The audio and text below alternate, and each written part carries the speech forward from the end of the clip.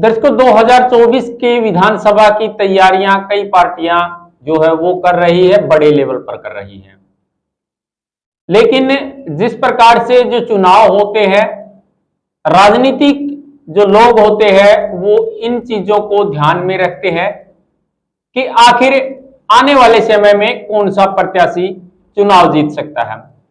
इसके साथ साथ वो इस प्रकार की जानकारियां भी रखने की कोशिश करते हैं कि पूर्व में क्या हुआ है, किस विधानसभा से किस प्रकार से चुनाव रहा है, और द मीडिया हाउस आप लोगों तक वो तमाम जानकारियां पहुंचाने की कोशिश कर रहा है जिसमें पूर्व में क्या हुआ है, आने वाले समय में कुछ इस प्रकार की बातें, आइडिया जो है वो आप लोगों के बीच में लेकर के आते हैं।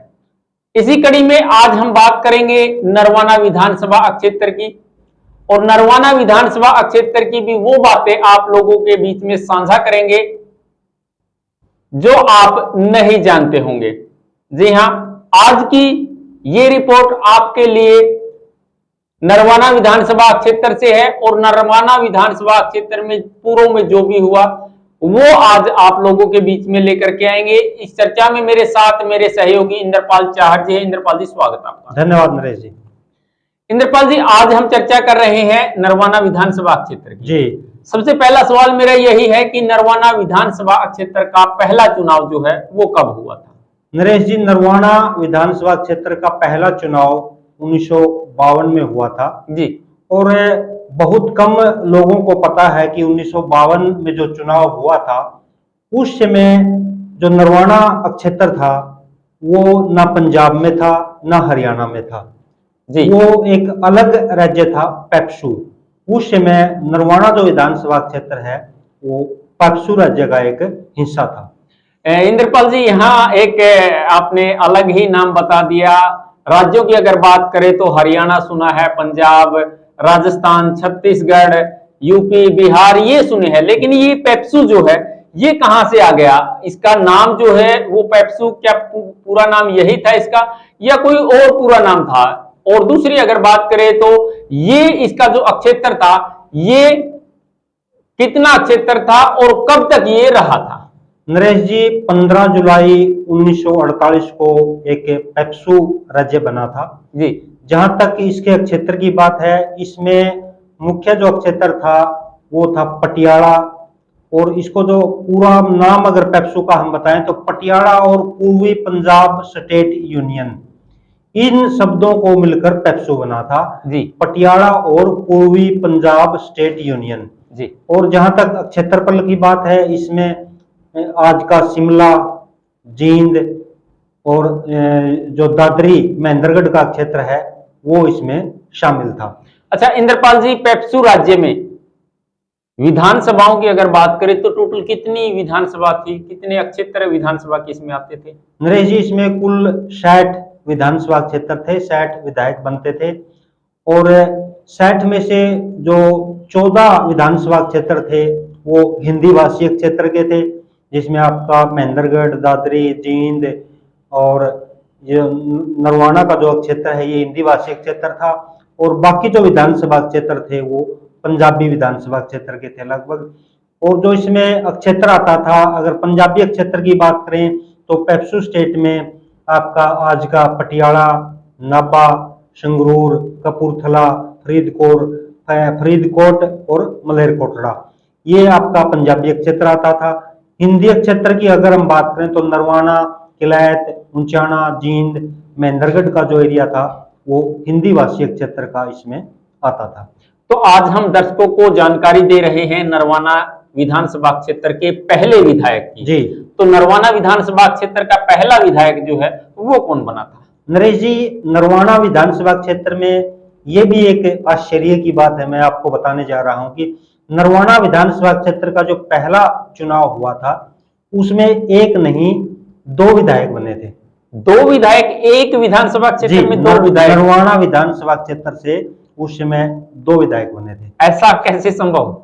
ऐसा इसलिए था, उस समय की जो संवैधानिक व्यवस्था थी जी, उसमें 1952 से लेके 1962 तक पूरे भारतवर्ष में आप पेप्सू में कह सकते हैं, हरियाणा पंजाब में भी कह सकते हैं, उस समय जो आरक्षित सीटें थी वो एक वर्ग के लिए नहीं थी।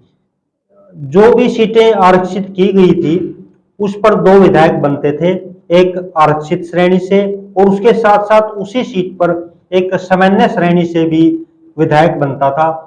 और आप ये कह सकते हैं कि उस समय जो मतदाता थे वो 2 वोट डालते थे, एक आरक्षित श्रेणी के प्रत्याशियों के लिए और एक सामान्य श्रेणी के प्रत्याशियों के लिए। जिस प्रकार से अब रिजर्वेशन जो दे रखी है, जिसमें लगभग 17 सीटें जो है वो हरियाणा के अंदर एससी वर्ग के लिए आरक्षित है, तो उसी प्रकार से ये आरक्षित होता था। बिल्कुल नरेश जी, जो सीटें आरक्षित की गई हैं वो 1962 के बाद की गई हैं।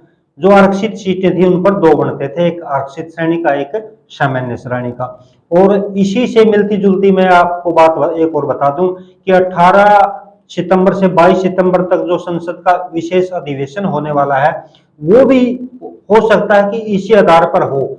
उसमें एससी के पहले जो एससी के साथ सामान्य श्रेणी का बनता था, यहाँ पर एक जो महिलाएं हैं वो 543 में से सीटों में से 180 सीटों पर महिलाएं इसी तरीके से संसद 2024 में बन सकती हैं। अभी तक आपने दर्शकों को नहीं बताया कि नरवाना विधानसभा क्षेत्र का जो पहला विधायक था, या फिर पहले कह सकते हैं यहाँ, क्योंकि 2 विधायक बने थे, वो कौन कौन थे? नरेश जी, जो सामान्य श्रेणी की अगर बात करें तो इसमें जो मुख्य मुकाबला था वो 2 प्रत्याशियों के बीच में हुआ था। नरवाना शहर से जो प्रत्याशी थे कलीराम मोर जी, और नैन खाप का जो एक गांव है सच्चा खेड़ा, उस गांव से प्रत्याशी थे अलबेल नैन। इन दोनों प्रत्याशियों के बीच में काफी कड़ा मुकाबला हुआ और इस मुकाबले में नरवाना निवासी कलीराम मोर नरवाना के सामान्य श्रेणी के पहले विधायक बने थे।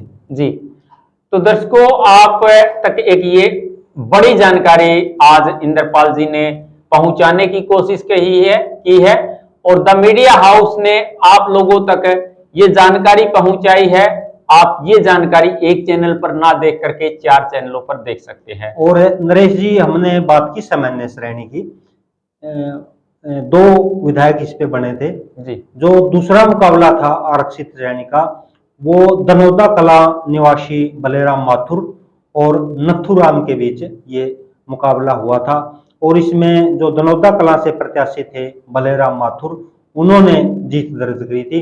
तो इस प्रकार हम कह सकते हैं कि जो नरवाना के जो 2 पहले विधायक बने थे वो सामान्य श्रेणी से कलीराम मोर और आरक्षित श्रेणी से बलेराम माथुर दनौदा कला।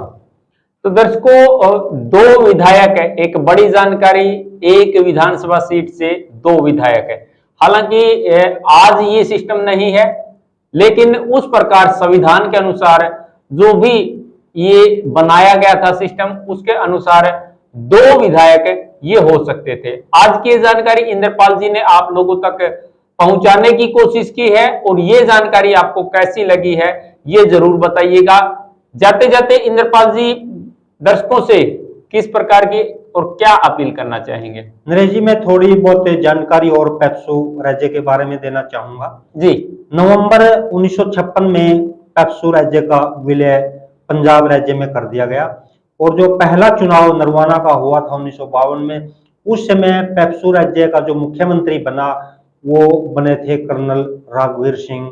23 मई 1951 को वो मुख्यमंत्री बने थे और किलैत विधानसभा क्षेत्र से किलैत विधानसभा एरिया से उस समय जो विधायक थे वीरसभान जी, वो उस समय उप मुख्यमंत्री बने थे। जहां तक पेप्सू राज्य के क्षेत्रफल की बात है, 26,208 वर्ग किलोमीटर में इसका क्षेत्रफल था और 1951 में अगर पेप्सू राज्य की जनसंख्या की अगर हम बात करें तो 34,93,685 जनसंख्या पेप्सू राज्य की 1951 की जनगणना के अनुसार बताई जाती है। दर्शकों से किस प्रकार की अपील करना चाहेंगे?